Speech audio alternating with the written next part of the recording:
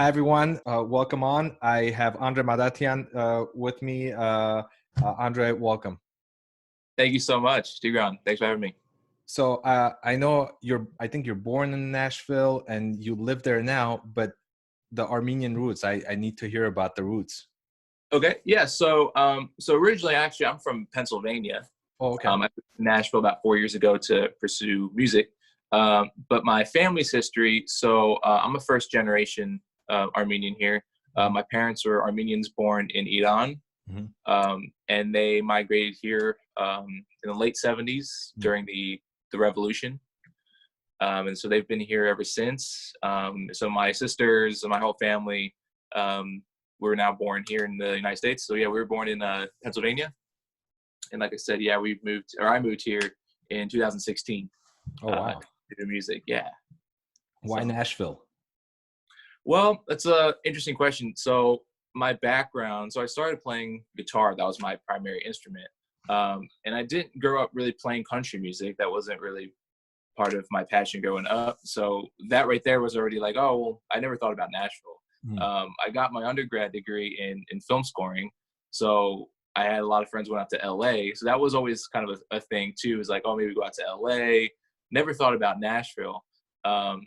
But what happened was that my senior year in college, the school came down for like a spring break trip. And so me and a couple of roommates, just for fun, we're like, instead of going, maybe back home for a week, like, let's go out and check out Nashville. We've never been there, just see what it's about. We didn't think anything seriously of it, just something fun to do.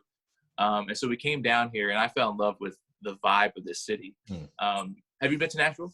Never been. Okay. You got to come, man. It's cool. It's very different. I mean, it's like Nash Vegas is what we call it, but it's different in the sense that it's a smaller city. But the vibe here is just so laid back. So if you're used to like LA or like New York, like more of a hustle bustle type of city, it really contrasts those cities really well, because it's just like the complete opposite in some ways, where you still have this plethora of networks and musicians and creatives, but everybody is just everyone's really relaxed here, and it seems to be everybody's very like open arms, helping each other. It's a cool community. It's a cool like feeling when you get here, and I always remember that when I visited. I said that was really cool. And then I was graduating that year, and then I was looking into, again, maybe moving out to LA. I had an internship lined up with a composer, pretty popular composer out there, and I was excited about that. And then things like were starting to happen where I was having problems with housing. The internship itself was falling through because it wasn't a paid internship, so I had to be a student, but I was already graduating, so I'd have to like re-enroll back in school. And then the school said this particular internship doesn't line up with our requirements, so you would like ultimately fail even if you were to pursue it. So things just weren't really lining up, and I was feeling a little devastated about it. Obviously, being 22 out of school and thinking that maybe that was my in, or that was my path. And so it didn't work out that way.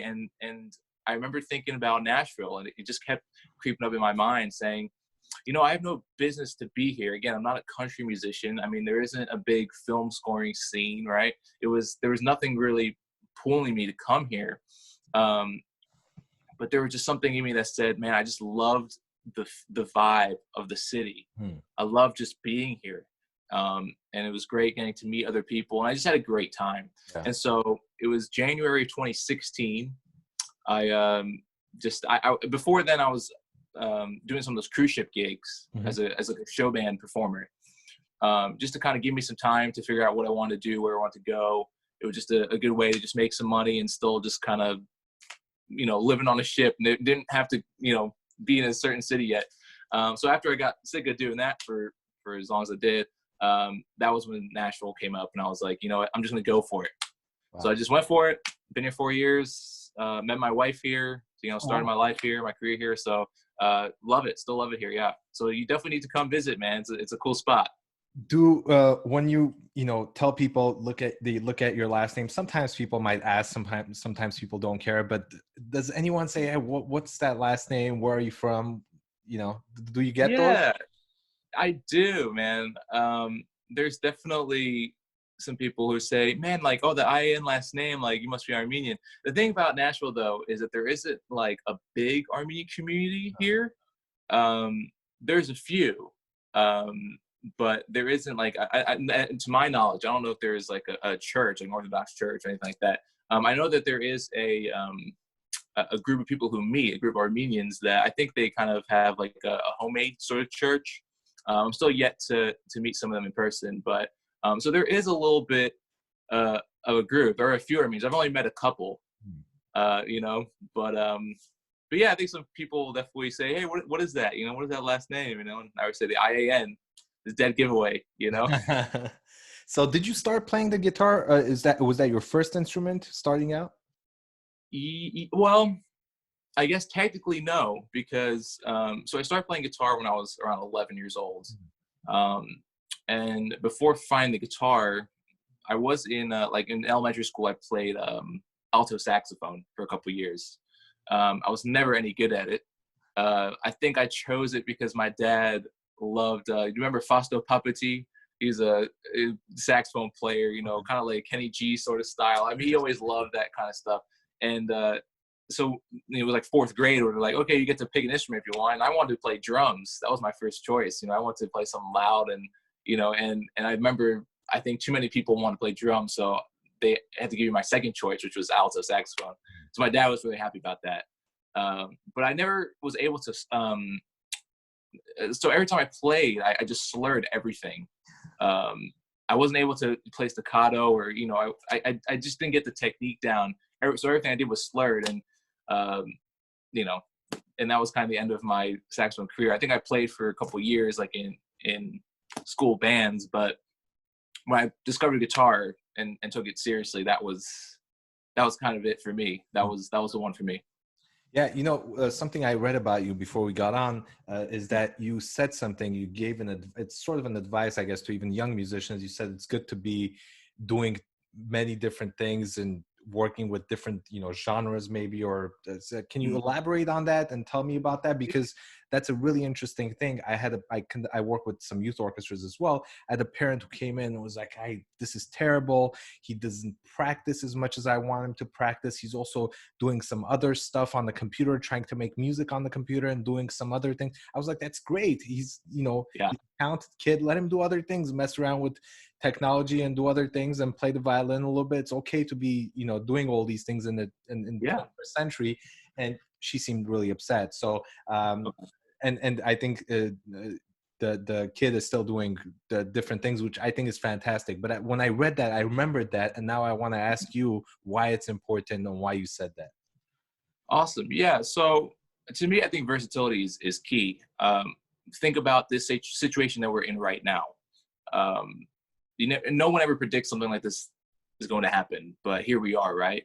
And a lot of people that I know who are like full-time performers, that's their only job. That's all they've ever done. That's all they've put all their eggs in that basket because that's what they're passionate about, and that's fantastic.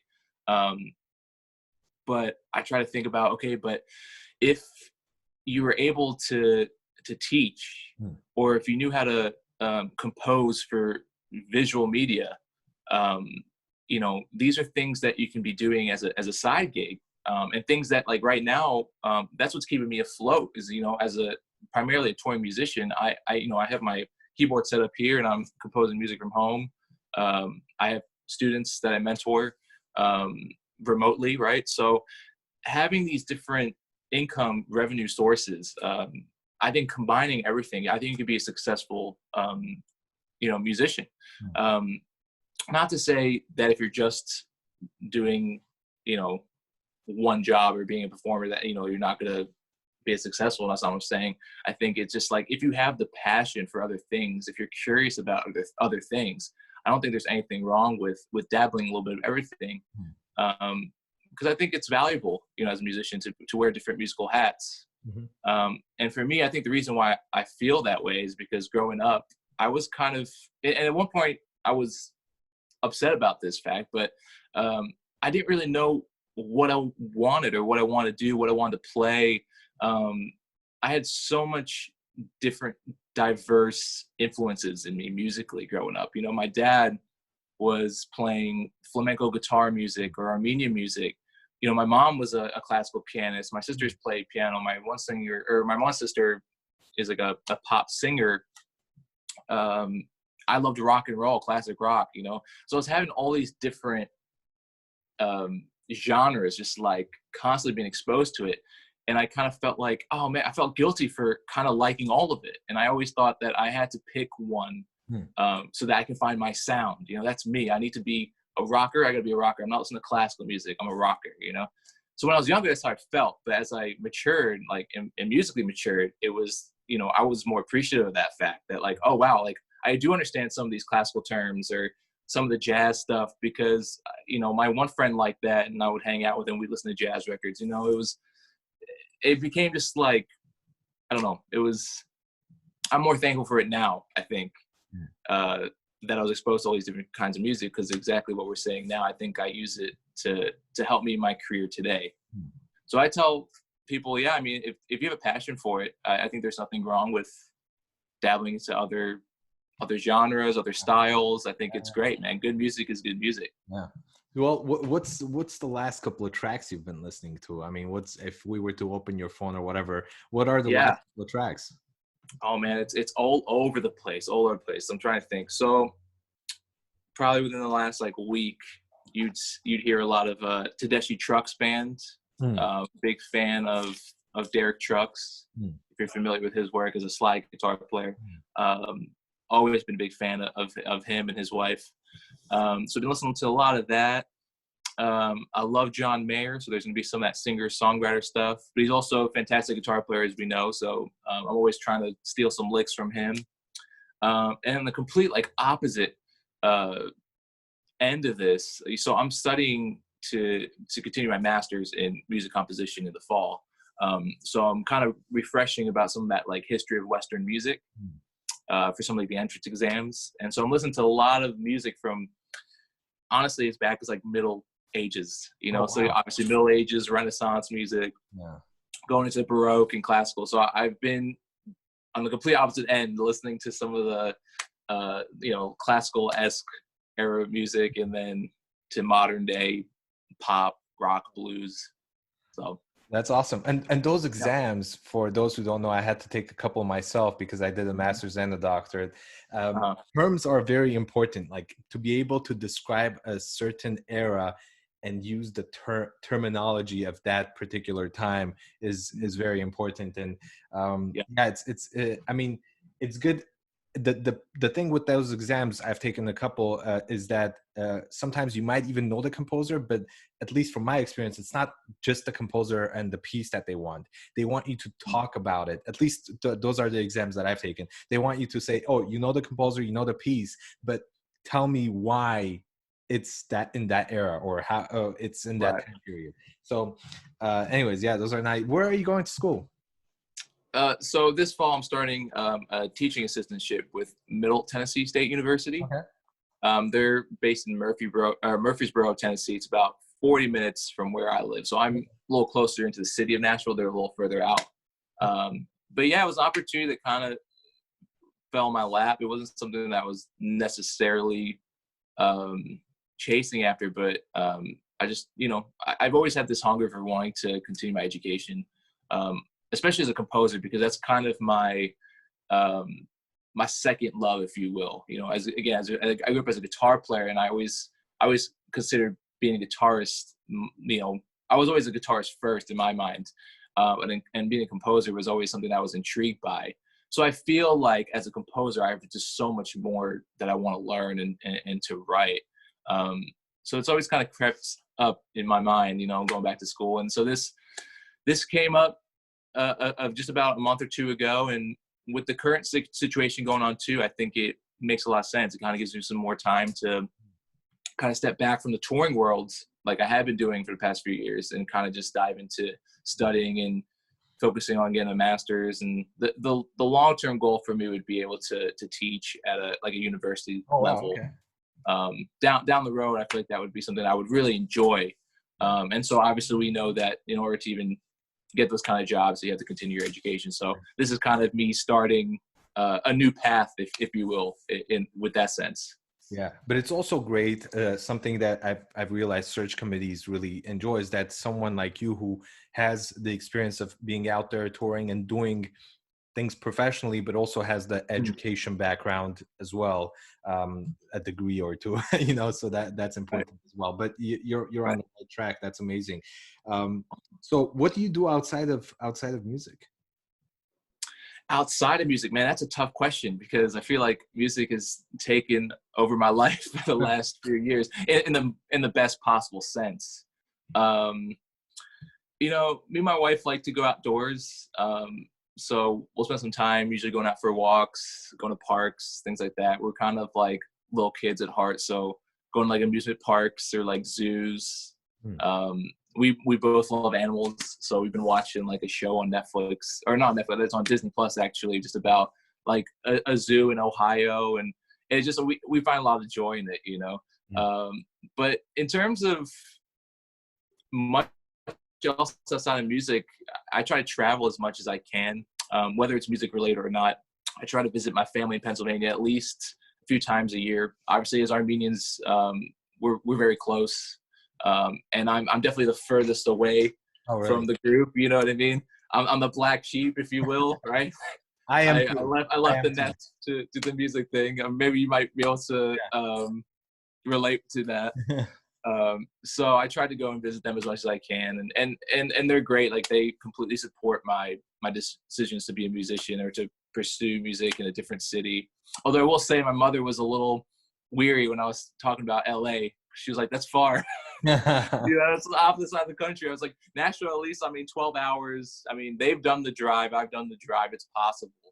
LA is a different animal. It's 3 days, Yeah. to drive. But But with LA, you get to be part of this vibrant and amazing Armenian community that's there. So that's true. That is true. I was just in LA in January for NAM, for Winter NAM. And I met a couple Armenians. Actually, you might know Greg Osharian. yeah, of course, Greg. Yeah. Yeah, I know. So I got to meet him. We were following each other for a while on Instagram. We were connected by a mutual friend, and we actually were able to. We just did a collaboration together for Oh, Instagram. wow. It was fun, yeah. But I was able to meet him out there. We went out and got some kebabs, and he's such a great dude and such a talented guy, So it was really awesome to meet him and our friends there. But yeah, man, that's one thing. Like you guys have Glendale, out in LA, and it is really cool. I did feel you feel like family. I don't know if it's an Armenian thing. Yeah. It's like, man, there aren't that many of us. That when we meet others, it's kind of just like you're just right under their wing. Yeah. And, And I do love that. and Glendale, when you're living there, and I basically grew up there, you don't feel that because there are just so many Armenians. But when you leave LA and Glendale, those are exactly the feelings when you go to other cities like Nashville or even Seattle. Although Seattle has a relatively okay Armenian, isn't number wise okay Armenian community. They're very good and well connected, and so it's great. But one thing I forgot to tell you, when you started out, you said Iran, and my grandfather, my mom's dad, was born in Iran and went to a Soviet Armenia in the 40s, I think, or maybe 50s. I'm not sure. Wow. 40s. So Very cool. yeah, so there's that connection. Hey, I was going to ask you, you have a couple of teachers listed as your mentors and teachers on your website. One of them was an Armenian name. Yes, John Baboyan. Yeah. Yeah, I don't know anything about him, so tell me. Yeah, John's great. Yeah, he's an Armenian guitarist, really big into like the bebop style. So I think his roots are more in jazz. And I met him at Berklee College of Music, where I got my undergrad degree. And I saw that he was teaching a course. It was like for like jazz sort of players, and my background, I wasn't very exposed to jazz. I took a few years of lessons like in high school where I was in jazz band, but I wasn't like a serious jazz player, and I always loved the sound of bebop guitar players. And so I figured, hey, he's Armenian too. That's kind of like two two birds, right? You know, it was like Armenian guy and a style I really want to learn. So I ended up taking private instruction with him, either for a semester or two. I can't remember. Might have been just one. I don't. Yeah, I can't remember now. But it was great, man. Just he really opened my eyes to a lot of different intervallic scales and things that, you know, were very, I think, in the jazz world I wasn't exposed to at all, really. So he definitely opened my mind a bit in that world. And then, you know, over the last couple of years of being in school, I got to know him a bit more. He's just a really great dude. I remember, actually, really quick story. I actually knew of him before going to Berklee because he did a tour, like I think he was with Martin Guitars at a time. He might still be, I'm not sure, but he was visiting different music stores around the Northeast. And so I grew up going to a Sam Ash in King of Prussia, Pennsylvania, which is just 20 minutes from my parents' house. And I remember going in there, probably buying something one day and seeing there was a flyer. My dad said, "Hey, look, this guy's Armenian. He's coming here and he's doing a clinic, and he's a Berklee professor." And I was like 17. It was right before I was accepted to go there, but I wanted to go there at the time. So I was like, oh, this is perfect. Like, of course, got to come see him and meet him. So I do remember going to that and seeing him play there and being like, man, this guy's awesome. And then we chatted a bit after his show, and he kind of gave me some tips about like the audition and things like that. And so I think that when I went there and I told him that story, I think he remembered that. So it was pretty cool. That's awesome. Hey, so what do you do now? I mean, with this current situation, you said a couple of things that you're doing, but on the day-to-day, you know, some musicians are having a really hard time because of the big financial hit, and others might not have the big impact because, you know, they might play for a major symphony that's still paying them, but they're right. having a hard time finding motivation. What do you do, and what suggestions do you give to other musicians about this current situation?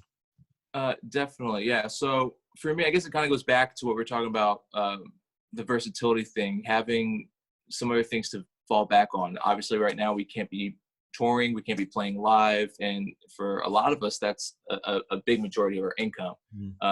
But other things to do. So I guess I can share what I've been doing.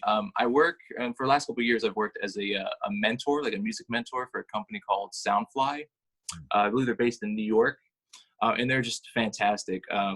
So basically how it works is they have their own curriculum online, different courses, mostly theory courses, composition courses, orchestration courses, and a custom session where basically a student can sign up with you and say, hey, Tigran, I got you know, this piece of music. I got like a motif here and I like it. I really want to learn how to write for a string quartet. Can you help me turn this into a string quartet piece? And so you work with this student one-on-one for about 4 weeks. And each week you kind of assign a different assignment for the week to ultimately lead to the final goal. So in that case would be, okay, at the end of the 4 weeks, here's your short 3-minute piece for a string quartet. It's really cool, and I find a lot of joy in it myself, because again, as somebody who wants to go down that route, you know, as a teacher educator, it's been a great experience for me, really rewarding. Having students from, I have a student now from Hong Kong, and we're on our like 5th or 6th course together, and she wants to sign up for another one like next week. So it's really fun, man. It's really great. So we kind of do things like this. Like we'll get on not necessarily a Zoom call, but I do like Google Hangouts, and I'll touch base with them once a week with their assignment that they sent me, and I'll provide feedback and suggestions on it. And again, just kind of work with them to try to ultimately, you know, get I'm trying to think, like a goal that they have. We try to have them feel like they've accomplished that goal. So that's one thing I've been doing. And the other thing, again, as a composer, I've been writing for music libraries for the last 4 years as like a side gig. So that's what I've been doing. A lot of stuff that I write is like in a dramedy style. Okay. Which is really popular among like reality TV shows.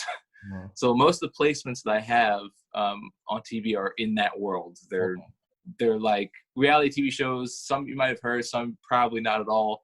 But they all have that in common, where they're looking for music that is comedic, you know, has comedic elements, but is also based on a dramatic sound. So think of almost like Mysterious, but with like a cartoon, you know what I mean?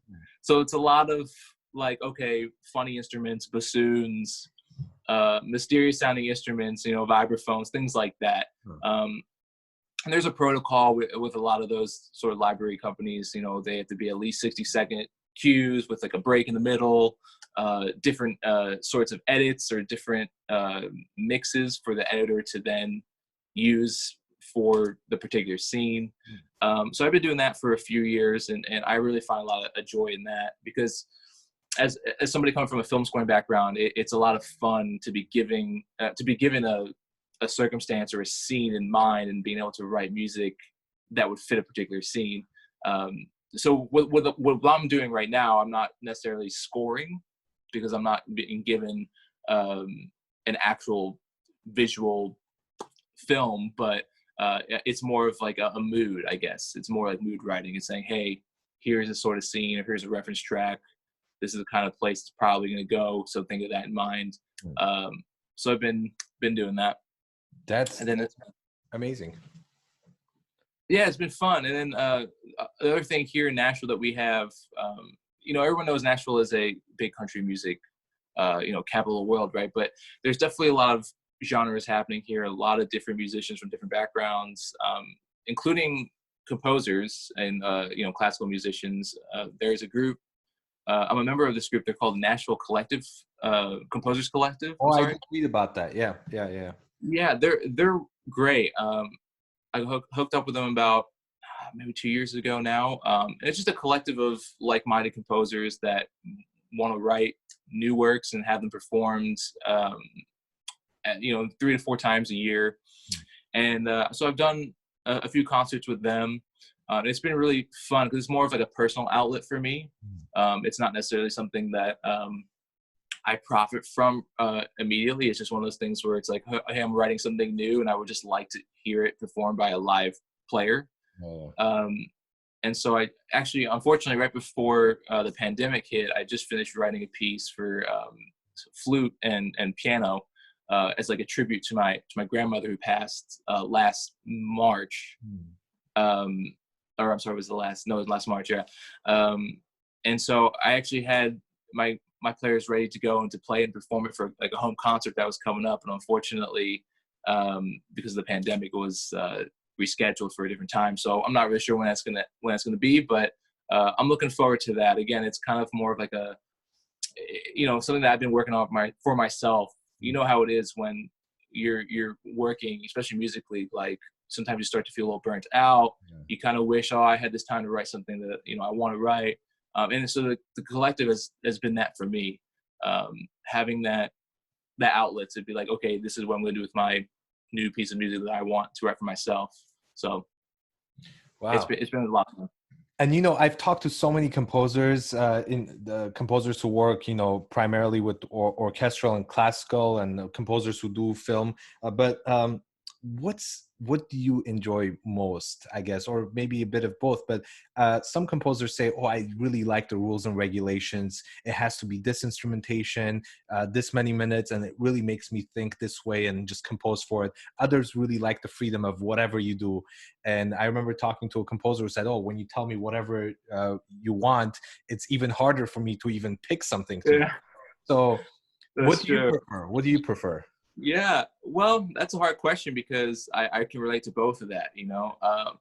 I think knowing some of the rules and regulations can help, especially if you're talking about like counterpoint, for example, you know, knowing it all comes down to style, right? If I'm writing something that needs to be in a classical era or a Baroque style, like you have to be concentrating on those sort of rules because that was what was stylistic in that era, in that time. For me personally, the kind of things that I would like to write, I guess, I mean, it's definitely more free. I mean, I definitely don't sit and think about, you know, oh, I have parallel octaves here, I gotta rewrite, you know?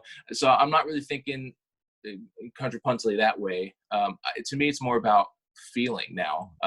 I guess that's more the film scoring background creeping in, is especially for something that if I'm writing for myself, I'll say, is this making me feel like anything? It's not necessarily, is this good? Is this correct? Is this enough instrumentation? Is the orchestration right? To me, it's more of an experiment about what makes me feel the best. If I can listen to something and say, man, like I feel emotional listening to this, to me, that's a successful writing session. So I think before, I would maybe focus more about some of the rules and regulations, but now it's more about how is this making me feel? Am I proud of this? Do I like this? That seems to be the approach I've been doing lately. Yeah. Any, you mentioned Greg Hosharyan, but any Armenian, other Armenian artists that you've collaborated with? I'm trying to think. Actually, yeah, in Nashville, I've done a session with Michael Omardian. You know Michael? No. Oh man, you should look him up. He's a producer, keyboard player. He's played with like everybody and produced a lot of people. I think he was really active. It might have been like 70s, 80s. If you listen to like Billy Joel's Piano Man, like that's him playing the accordion.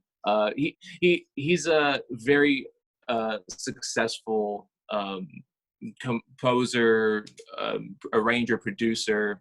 And so it was really cool to get to play with him. Actually, what happened is I was doing a session with a fellow, like a film composer, actually, and we were working on a track. I'm trying to remember. This was at least a year or two ago. I think it was just like for a commercial sort of cue. And so I was just playing some guitars, I think some bass for him. And he said, hey, man, he's like, you should hang out a little bit because my neighbor, Michael Martin's going to come over and lay down some keys, and it'd be good for you to meet him because he's, obviously a great connection, but also because he's a fellow Armenian. And so I said, oh, I'd love to, so just to hang out and meet him. So he came in and he played piano. He did his thing, man. He's got incredible feel. That's like kind of his thing. So he came in, laid it down like 1 or 2 takes, and then we just like kind of hung out. And he was such a nice guy, man. Again, that instant Armenian bond. I mean, he was just like, hey, man, like, here's my number or here's my email. He said, like, shoot me a message. He's like, let's get together sometime and, talk shop and go out to eat and all that. And so I did. I actually reached out to him like a month or 2 later, and I said, hey, Michael's great meeting you and love to get together sometime. And he was like, sure. He's like, what are you doing like this day or whatever? And so I ended up bringing a bunch of my music that I was working on at the time. Just brought a bunch of scores to his house, and he brought me in. He showed me all his Grammys and all that kind of stuff, and he like just didn't care. It was so funny. He was like, oh yeah, like all these things, yeah, So he's a super humble guy. But yeah, so we sat down. It was really cool, man. We sat down, and he was just listening and following like my scores, and he gave me some notes. And then he was like, "You hungry? Let's go out and get some, get some food." So it was just a great day, man. Just getting to hang out with him. He's from Chicago. He's born here. But we definitely we reminisced about a lot of like our family traditions, and there's a place here in Nashville. There isn't a lot of great I don't know of any Armenian food that's here in Nashville, but there is one place I think is Persian and Kurdish. And we both were like, that's the best place, like talking about like kebab, like that's the best place. So it was nice for him to also say that he thought that was the best place in town, because I also felt that way. And I was like, I wonder if he knows any other places. But that's the next thing, man. That's another thing about LA that I'm very jealous of is you guys have like amazing like Armenian food and Mediterranean food. Every corner seems like. Yeah. Hey, another question related to Armenian artists. Anyone that you've heard or listened to recently or in the past, you're like, I really want to collaborate with that person. Are there names like that you could kind of? Yeah, I mean, I have like a dream list, I'm sure. I would love to play like Jovan Gasparian, like the duduk player. I mean, incredible. Samvel, violinist. I mean, Yervinian, yeah. Yeah, I mean, these are guys that are just incredible masters of their crafts. Yeah. So yeah, I would love to work with them. There's a group that my father loves, like a Armenian rock band in Yerevan. They're called Adana Project. Okay, yeah. And I covered one of their songs on Instagram, and I was able to kind of like connect with them that way. they just gave me like a shout, but I found them on Facebook. We started following each other there. But they're incredible musicians, man. And yeah, would love to play with those guys, especially being like my rock guitar roots. I think that would be a lot of fun. Wow. Well, thanks for joining me. This was fun. Anything else you want to chat about before we take off? Maybe just a little bit more about yourself, man. Oh, we kind of just met too, so I'd love to. I read up a little bit about you, but how about yourself? What are you up to these days? Well, these days I've been really busy with my podcast. I've done over 100 episodes now. Not the last 5 or 6 are not released, so you won't see 100 on there, but. And then this project, I have the Instagram page, which is the Armenian Music Society, but that started out as just, my doctoral work, kind of an extension of it, or just inspired by it. I was learning about all these Armenian composers, and I was like, oh, some of them are really amazing. I want to share them. So I made this page and started sharing them. But then I wanted to make it even more and just share about Armenian musicians. So started connecting with a bunch of musicians, including you.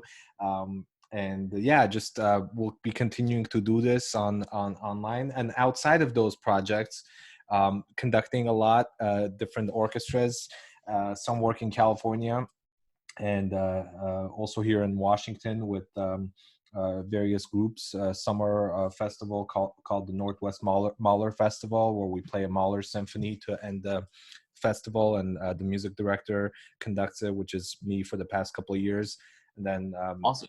Various other orchestras I work with, Port Townsend Symphony and Bainbridge Youth Orchestra, and California Philharmonic in California. Just staying active and busy. But this is great way to connect with people. So I thought, we should hang out and talk. And it seems like you're very very well versed in podcasts or something, or you listen to a lot of podcasts, because you make it very natural and you're just very easy to talk to. Oh, thanks, man. I appreciate it. No, to be honest, I don't actually listen to a lot. I've done a couple of them, but no, I don't listen too much. I think I just really like to talk a lot, man. That's just my Armenian in me. That's awesome. You're a natural. Thanks, man. I appreciate it. Well, you're a great interviewer as well, man. So next time I'm out in the West Coast, we'll have to get together. For sure. Please let me know. I haven't been to Seattle. That's actually on my list. Wow. One of my really good friends lives there now, and I've never been. We're talking about outdoors. They say that part of the country is like gorgeous. I haven't been out to Seattle, so that's definitely on the bucket list once this is all done. Yeah, stop by. I actually we moved to this new place in Linwood, Washington, which is north of Seattle. And right before we had our baby, I have an 8-month-old. So we moved right before. Congrats. So it's been a journey, especially with everything happening in the world now. It's crazy. Right. But we'll get through it, man. Yeah. Well, thanks a lot for joining me. We'll do another one at some point. Would love to, man. Thanks so much. It was great meeting you. Take care. Have a beautiful day. Thanks, man. You too.